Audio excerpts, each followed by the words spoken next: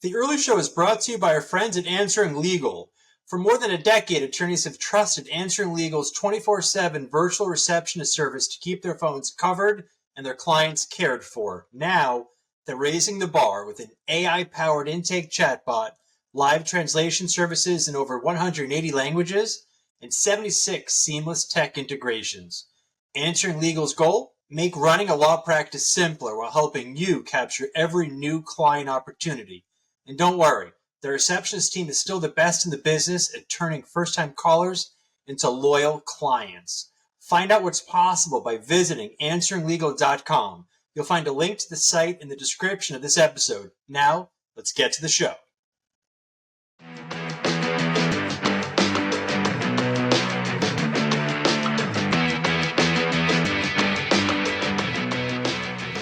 Hi everyone, welcome to another episode of the Earley Show, sponsored by our friends over at Answering Legal. I'm your host, Chris Earley. I'm an injury lawyer in Boston, and on this podcast, I always bring you the very best in the legal industry. And by the way, if you have not already picked it up, be sure to pick up my memoir, Scaling the Wall, on Amazon.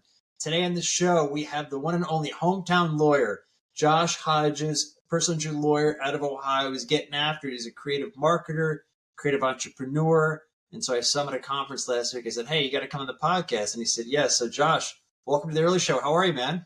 I'm good. Thanks for having me, Chris. I'm hanging in there. My pleasure. Okay. All right. So I've known you for a few years, and I know that you're, kind of a creative marketer. So a lot of success you're having today, right? But you started, way back when. Could you sort of take us back through, sort of growing up, influences on you that sort of impacted you coming up? Yeah, man, it goes way back, I guess, how far back you want to go. But long story short, I grew up in a working class town, Hamilton, Ohio. It's like a old factory town. People would call it the Rust Belt back in the day, so people my grandpa's age all had pretty good factory jobs, and then, during the 70s and 80s, those started drying up. There was a lot of economic kind of downturn in towns like mine. So when I was kind of a kid, that wasn't as viable of a path, but not everybody in my family, most of the guys didn't go to college. So it was kind of people with my age were trying to figure out what they're going to do. I think a lot of the good paying factory jobs, they weren't coming back, so, I didn't do too well in high school. I didn't really care about school. I liked my friends and I got good enough grades to play a sport or two, but that's really about all I did. And I got a job as soon as I was 18. I worked in a factory here in town. Wasn't as good of a job as there were in the past, but there were a few still. So I found a couple of those. I worked the night shift, did all kinds of little jobs to get by. But I always was kind of curious. I knew I was smarter than maybe I'd put on in high school. So I started taking college classes at night here at a branch campus of Miami. There was a campus right down the street from my house. So I started taking, one or two classes at night and kind of chipping away at it. And when you do that, it takes a long time. So I just did that for pretty much all my 20s. And when I was 29, I finally graduated from undergrad, with my degree. So I was nowhere near a lawyer through my 20s and didn't even think that'd really be something I would do. But, somewhere along the last 2-3 years in college, I became a lot better student and kind of started setting my heights a little bit higher, I guess, my sights, and decided to take the LSAT and ended up getting a scholarship to go to law school and quit my job and went. I had a family and a wife and kid and everything. So it was definitely scary, but so I started law school when I was 29 and got done when I was 32. It was kind of funny. I did kind of not so good in high school. I did pretty good in college. I ended up, law school was kind of cut out for me. Like one big test for all the marbles, that kind of is scary, but that's kind of where I thrive more so than, high school was like, here's a homework to do every day, with not that much pressure on each one. I don't really rise to the occasion if it's 1% of my grade, but when, that first year of law school, it's like everything riding on this test. Maybe I'm a little bit nuts, but that I'm not going to say it was fun for me, but I just knew like this is more and to my advantage than other people. Like I'm a little bit sick. I'd rather have one big scary thing to do than a bunch of small things to do. It might have took me till I was 30 to figure that out about myself, but I did really good in law school, mostly because I kind of good under pressure. And if I have one big thing I got to do, I just studied my butt off and got it done. Then I end up getting a job in big law, which is definitely, I didn't even know that existed when I was young, that there was small law or big law or any, I didn't know any attorneys, when I was young. So I got a job at one of the biggest law firms in Ohio. So it was hard to say no to that. They put me in government services. So I defended the government, small cities and townships and stuff in civil litigation. I didn't really love it, but I liked the people I worked with, I guess. And it was a really good paying job, so I couldn't really say no to it out of law school. I've been pretty much not making that good of money all my life. And my wife had been working when I was in school, so I took that for a couple years. And it was a good experience because I got to see like what a law firm, I think I just looked the other day, that same law firm has like 900 attorneys now. So this was a business. This was not a solo shop like a lot of my buddies started working at. So I saw that like a law firm run like a corporation. I think I learned a lot from that. Like this is how the legal services can be, distributed, the good and the bad. It wasn't all good, but so when I decided 2017 I wanted to leave and start up a firm, I do think I had a little bit of a background most solos didn't have by seeing a big operation run in the background when I worked there for a couple of years. It gave me a little bit of an advantage, I think. Love the story. Love the come up. So I'm hearing a lot of different lessons for the listener. One thing that pops out at me is like a late bloomer, right? Like Yeah, your path was unique. You graduated college a few years beyond what most do. A couple other things you said, you're a little bit crazy. Same here, right? yeah, First of all, back to late bloomer. I'm a late bloomer too. I realized in college, junior, senior year, I kind of got into school, like kind of got serious about school. Started thinking big about the LSAT, so that resonates with me. Your story, again, another common thing. I didn't grow up with any lawyers. No lawyers. They were in a different universe. They were like this rare, unrare territory that I would never approach. That's how I yeah. looked at it, right? And so, being a little bit crazy to start your own practice. I love the lessons that you picked up, and you're obviously observing that law firm how it's run tightly, and you took that. So you were crazy enough to start your firm. Did you have any cases when you started your firm? I mean, I not when I decided to start it, and I told the managing partner, that was pretty scary. I'm going to leave 6-figure job. Nobody in my family even had one of those, and I get one and then I quit. I mean, it's kind of nuts. So even I was a little bit scared, but I didn't have any cases when I told him. But I gave my 2 weeks or 3 weeks notice, whatever it was. One of the other partners that I had done some work for knew a guy that had gotten a little trouble, and so the last day I worked at the big firm, he hooked me up this guy. So the first day on Monday when I started my firm, I did have one client, and he paid me $750, and I probably did about $4,000 worth of work on that case because I didn't know what I was doing, charging. It was like a small criminal matter. But that was my first client outside of big law, and just kind of been building up ever since then. Start with one case, start trying to figure out. I got a market. The thing about overcoming maybe some adversity or whatever. I mean, I don't even really like thinking of that much. Like, I think sometimes people feel sorry for themselves how they come up. I think it's more, it can hold you back, but I think once you get to a certain level, it starts becoming your advantage. So Totally. what I mean by Totally. that was like, yeah, it was harder to get through college and law school coming up how I did in my family. But once I did, pretty much everyone I grew up with, I'm like the only lawyer they know. So I Right. think that Right. was an advantage for me. And I got Totally. busy pretty fast. I think part of it maybe I had a knack for marketing, but part of it was like nobody in the neighborhood I grew up in really was an attorney. Definitely not my age. If there was one, there might have been some old guy somewhere that was one. But Yeah. so I got busy pretty fast and started getting cases of all different varieties that I'd give to other lawyers or co-counsel, whatever it was. But then I really decided after about a year, I was like, I need to focus on personal injury because I realized I'm in a smaller town. Most small town lawyers, I think the mistake that they get stuck in is they start taking a little bit of everything, and then that ends up being their career 30 years later. They never really get known for anything. I didn't want that to happen. And I just saw that. I think part of it, big law, I saw everyone had a very small niche.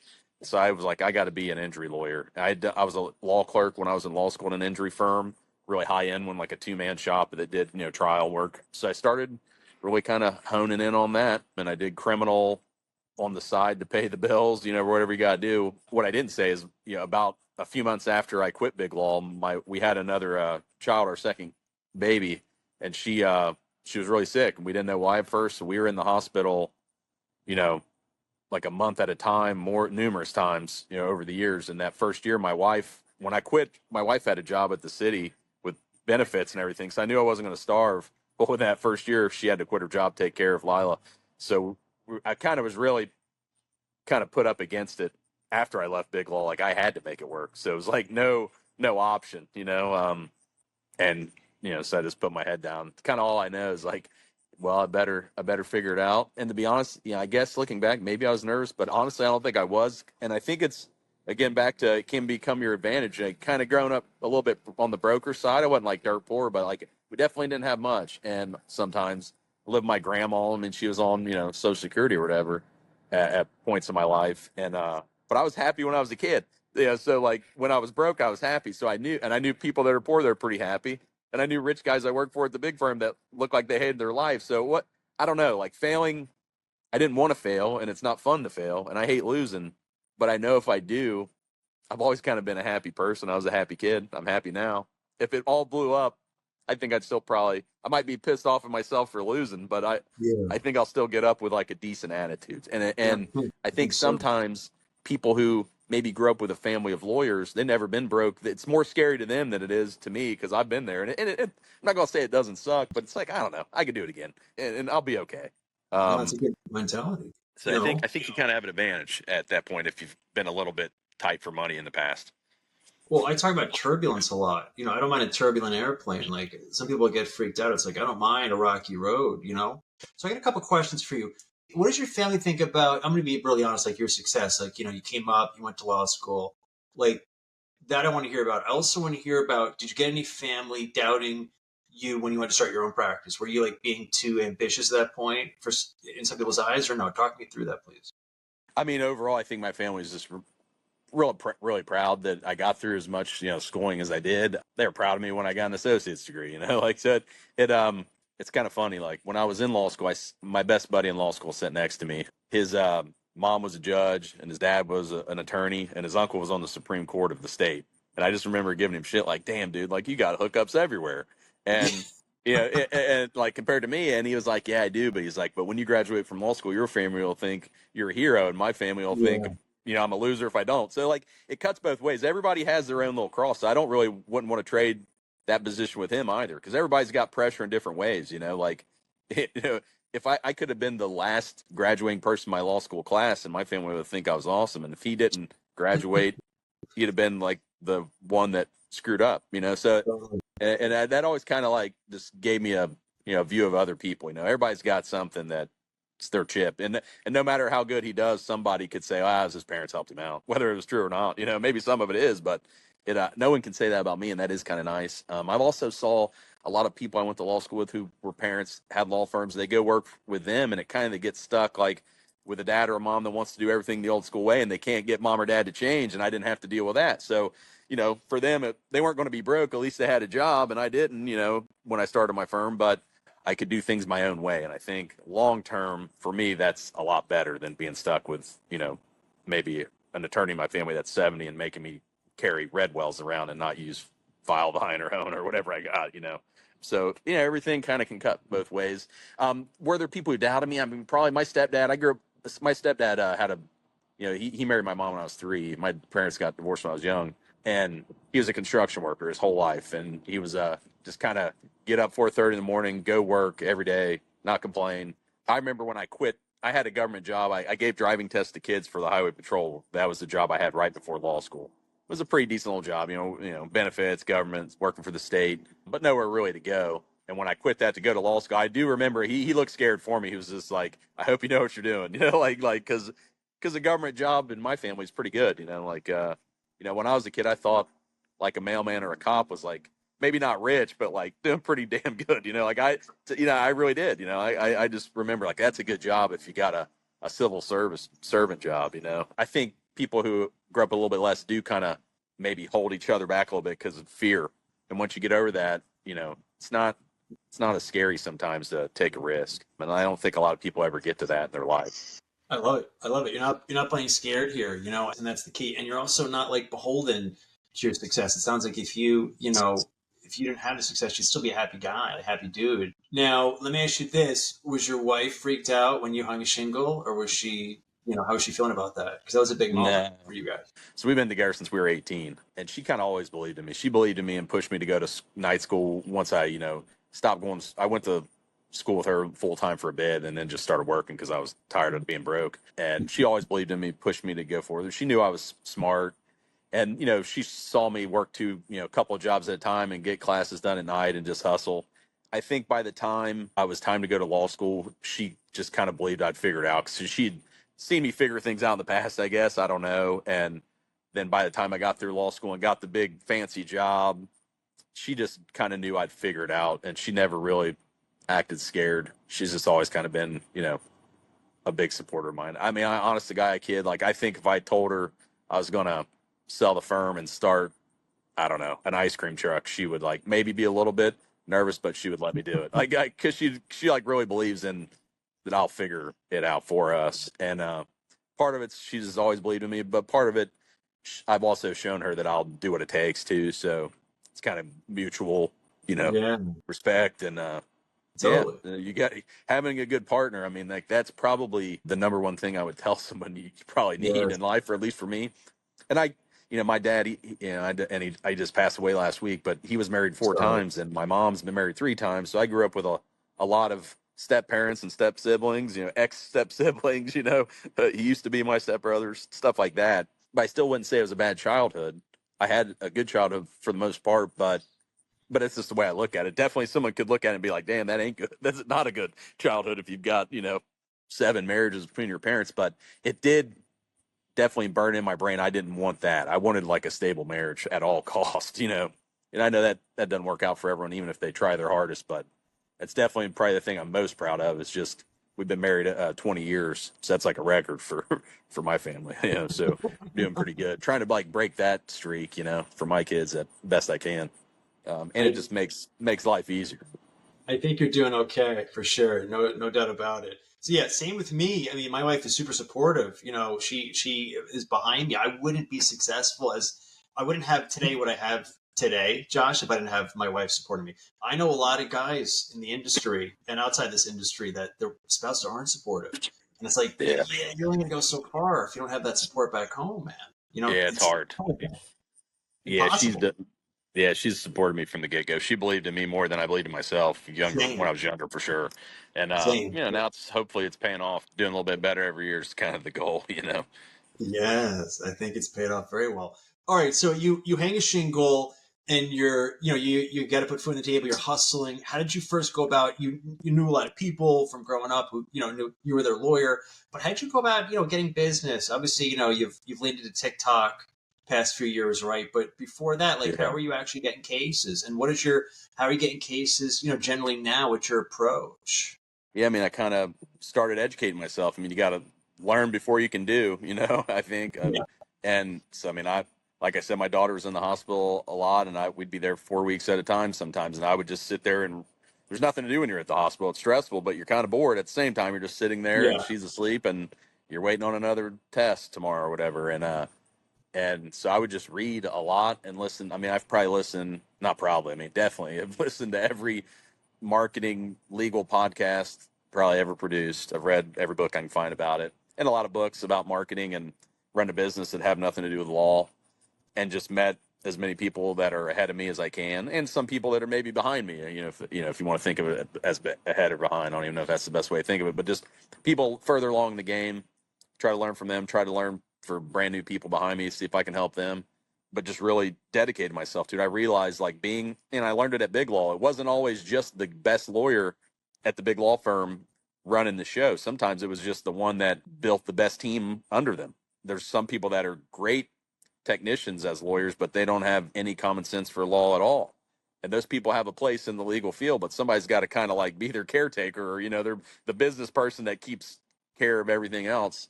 And I think I naturally have a little bit more maybe business savvy or networking ability. I like people a lot. I had a lot of different jobs, and I can really kind of connect with people of all backgrounds. I think generally it just starts with I really am interested in other people. So I kind of got busy fast, and then I got too busy where I couldn't even handle all my cases.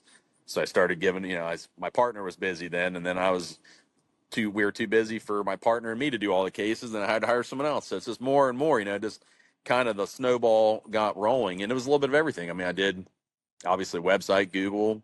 I started doing videos about 5 years ago, which I didn't want to do. I wasn't even on Facebook. I didn't do anything. I didn't want to be a social media guy at all. But I knew I had to figure it out, and I started doing videos. And yeah, I hated how I sound, and you don't like how you look, and you think you sound like an idiot. But I found out most people, are not as critical about you as you are yourself. And if I was just myself, I'm not some stiff lawyer. I just started doing a lot to highlight our firm, and then in extended, I'm going to highlight my towns. Like I don't want a person in Hamilton, Ohio that grew up, next to an old abandoned factory building that I walk by every day, hiring somebody in Texas or Florida that runs a fancy ad on Google. I want them hiring me. And I think some lawyers just whine about it, like, oh, these out of state firms with all this money. Yeah, that's okay. You could whine about that, and I don't like it either. Or I could just get out there and do as much cheerleading as for these towns, this part of America, as I can in Ohio, to where at least I'm doing my part to let everyone around here know I exist. And then instead of just sitting around sulking that Morgan has more money for Google pay-per-click than I do, that's not going to do me any good. No. So I just get out there. I want to, if somebody out hustles me in Hamilton, then I'll just tip my hat to them. But it's going to be hard. Same. Because I do it every day. I mean, I do a video every day. I've done it for like 5 years, and most people do it for a day or two or a month or two and quit. And I'm always trying to do more stuff, highlight our team, highlight the community we're in, and then make our systems in the background better too. Like you can't. My website's the Hometown Lawyer, and that's how I've branded myself. And I'm like the biggest cheerleader for my town. That's part of it. But you also got to do good work on the legal work. You got to have a good legal team. You got to have good attorneys and paralegals backing you up. And I've spent just as much time working on that, if not more. It's not what people see. The fun parts, the videos, and it looks fun. That is fun. That part maybe is fun sometimes. But building out FileVine or operations and technology and policies and procedure and intake scripts, that ain't as much fun. And then and it's not sexy, but it's probably as important, if not more. It is. So it's a lot to it to run a good law firm, and I'm never happy with it. I can stop and smell the roses for a minute and be proud of where I came from. Talk to you about it for a half hour here today, maybe. But when I get back to the office, I'm not going to be happy with everything we got. I just never. No. Probably be like that till the day I retire. It can always be a little bit better for my clients and a little bit better for the staff and a little bit better for me too. I mean, that's the goal. I want everyone to have a good experience here, especially the clients, but my team and myself as well. It's got to kind of work for everybody, and it's a complicated thing to make all three of those work at the same time. Yeah. Hey, man, you're doing a really good job. I know that your hair's on fire. You're always getting after it. Think about Josh. He doesn't think about the perfect TikTok video. He just like hits play, right? And you have, a shot of maybe your wife cooking lasagna. And like, that's like you getting on people's level because you have like built in credibility because you came up and you succeeded and you're not like high in the sky. You're on the people's, you got to get on the client's level. I tell lawyers all the time. And I think you have really good command and understanding. I think your perception is a healthy one and you're rooted and grounded. Hey everyone, it's Chris. If you ever have a personal injury case here in Massachusetts that you can't take on or just want to refer out to a trusted firm, my team and I would love to work with you. Since 2004, I've only practiced personal injury law, and my team and I pride ourselves on handling referrals with transparency, good communication, and care for your client. And if you're not already getting it, head on over to practicetipoftheweek.com, practicetipoftheweek.com to join my free email list. It goes out to hundreds and hundreds of lawyers each and every week with actionable marketing and practicing tips. Thanks for listening. I look forward to collaborating with you. Let me ask you this. How big is your team? How many team members do you have today? Ballpark. 32, 7 attorneys. I got a few offices around Ohio, so they're kind of spread out, but Hamilton, Ohio is the headquarters. That's where most of my team is, and then the rest are kind of spread around. Growing fast. I mean, it started, we had one part-time legal assistant, worked 20 hours a week. That was in 2018. And then just every year just kind of escalated and got busier and busier. Always looking to connect with, new talent, young people in the area that want to be in the legal profession. I like meeting with them, I like meeting with people outside of Ohio too, people like you. I think a lot of people don't push themselves. I can only learn so much from the attorneys in my town. There's tons of knowledge in your town and any town you're in, but sometimes you got to get out of there and meet some other people too. It is, I think a lot of attorneys get stuck on the day-to-day. There's always going to be a pile of paper on your desk that you could sit there every day and legitimately have enough work to do till the day you die. But at some point you got to put it on pause and go do something else and learn a little bit. It'll be back. It'll be there. 100%. Are you handling cases now or no? Yeah, I've got a handful. I've got a few bigger cases that Yeah. I'm working on with the help of an associate. When I went to law school, I wanted to be a trial lawyer. Like, I think that was where my skill set kind of was. Like, I like connecting with people. I like getting up and talking in front of people. I like thinking strategy. I like standing up for others. But when Lila got sick, I was sitting in the hospital for like 4 weeks straight.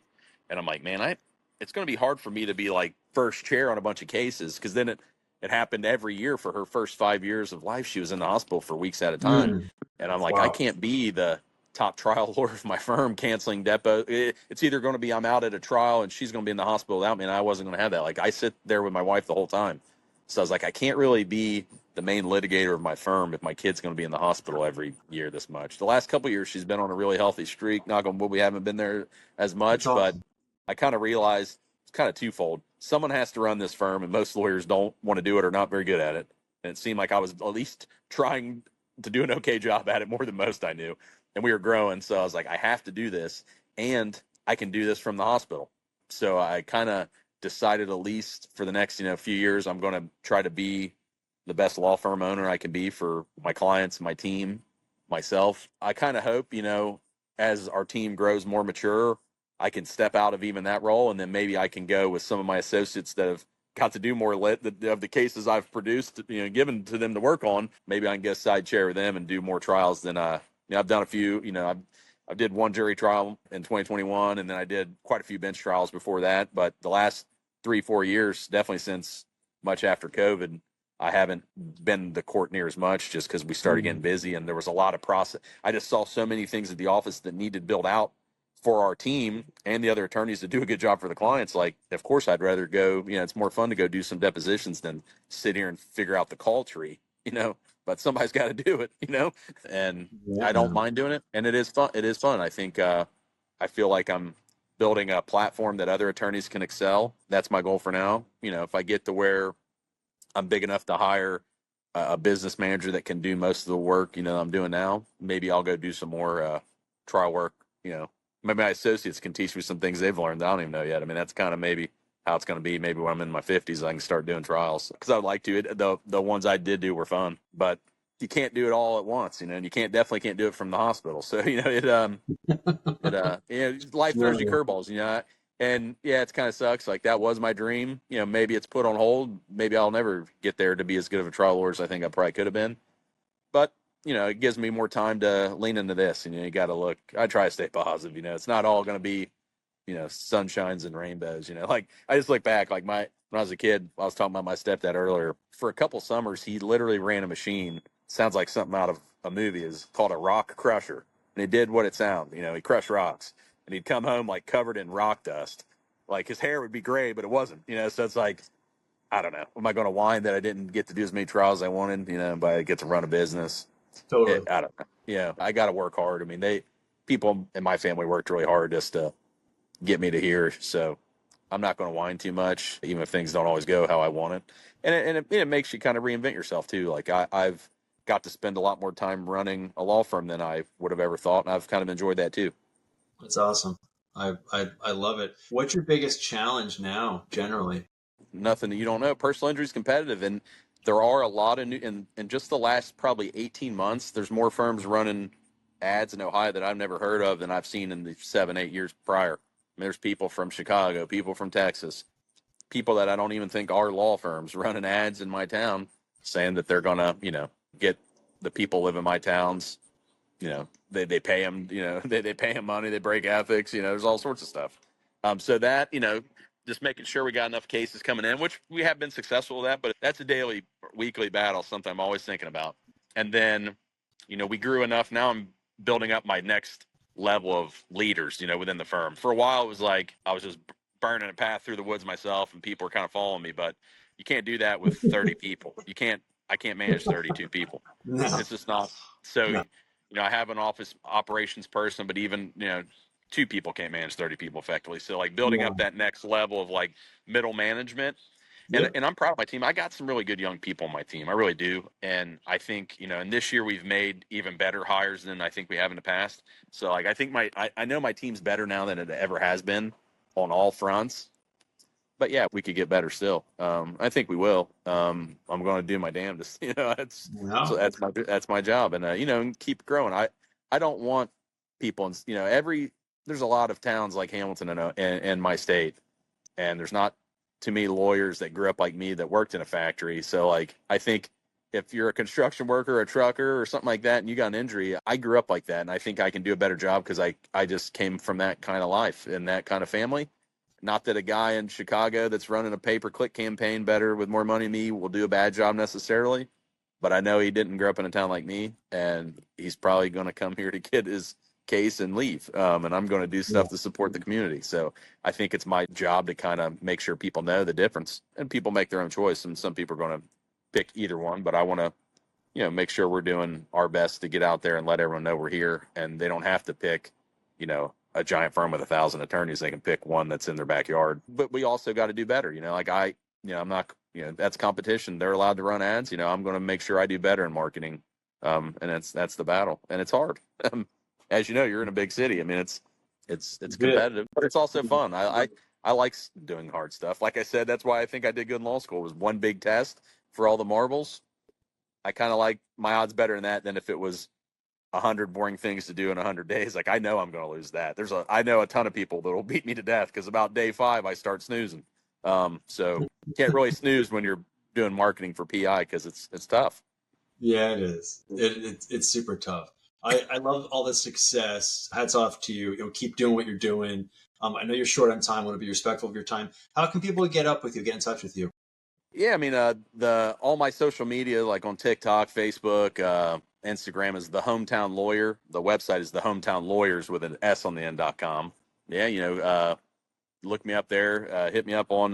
You can look on the website, get my email, give us a call. I like meeting people that are doing different things. Other PI lawyers, but I'm really interested in other practice areas too. I mean, I think the legal space is it's kind of in a big flux. The next 10 years is going to be really interesting, and I think a lot of people think it's scary, but I think it's just probably good opportunity if you're thinking, and you're keeping nimble.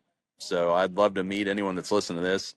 And I'm just trying to be like you, trying to get my newsletter game up like you. I'm not quite there, but I did start mailing one this year. So kind Nice. of, it's always something. I always add to. Oh, I yeah.